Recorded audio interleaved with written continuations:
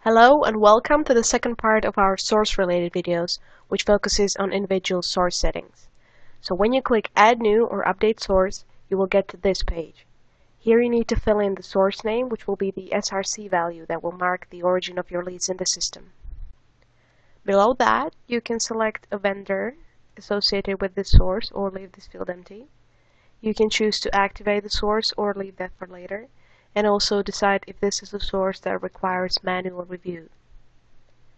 If this option is set to yes, incoming leads from this source will be flagged as having to be manually approved before they can be sold to your partners.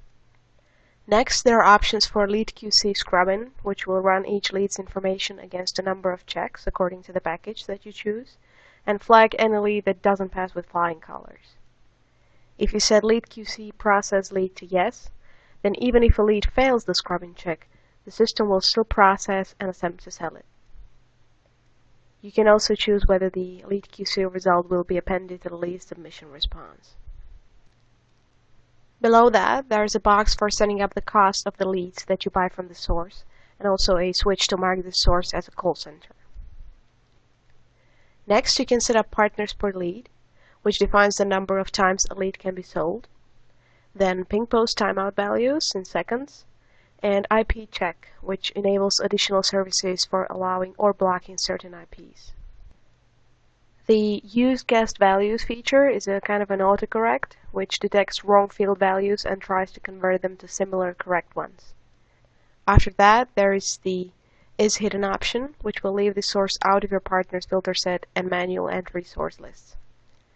Then, setting success/error response to yes will only return two types of response for this source, error and success, so there is no distinction between matched and unmatched. Then there's allow using return best price, which is an important switch. If you want to buy leads from this source on a ping post model with dynamic pricing, you need to enable this option, and your vendor needs to include this parameter with the value of 1 in their posting to be able to receive a dynamic price in the ping response.